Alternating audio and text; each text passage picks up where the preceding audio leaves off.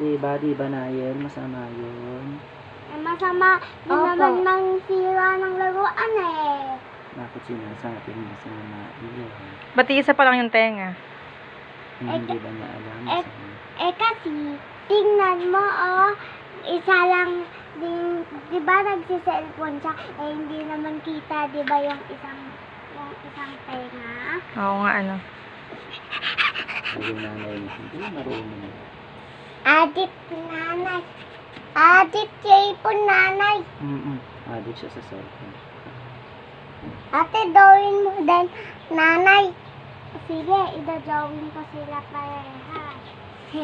Para ito nanay, tatay.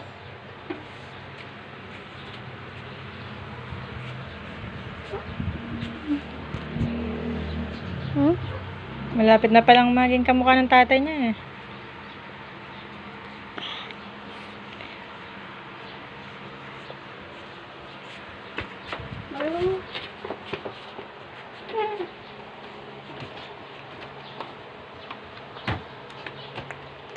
Maganda yung pagkakadrawing sa'yo ng anak mo kasi tamang-tama.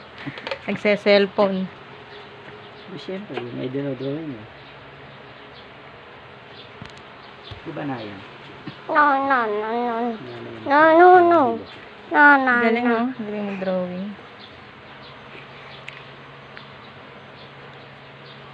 Oy, dip me that, dip me.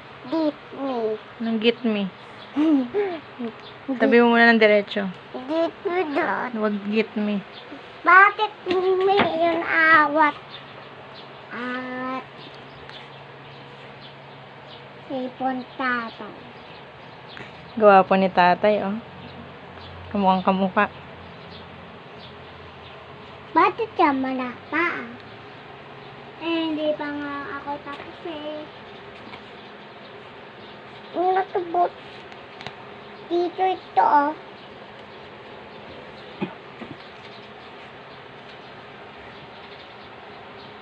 Pala. Yeah.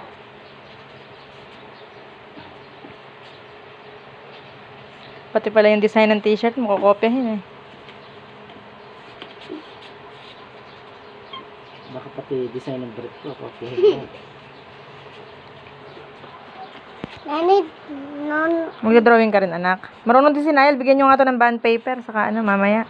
Marunong din to mag-drawing eh. Mamaya na, ituloy mo muna drawing ni tatay. Tinihintay ni tatay yung ano, at papaprame niya yan. Kuya, nanay natin na.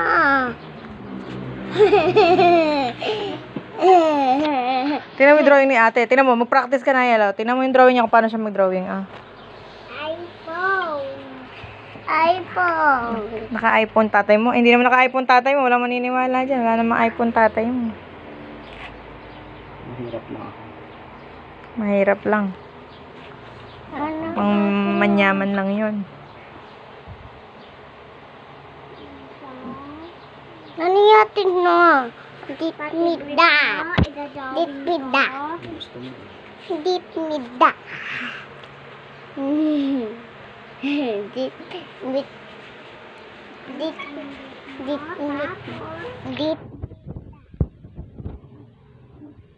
Malapit na matapos na yung ate drawing niya. Tinitingnan ko nga eh. At papasok siya sa art class. Sa 2050.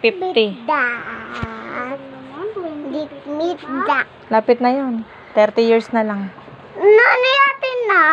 Mapag-aaral mo na yung sarili mo sa art class. Nani. Kamukha ko si King Kong.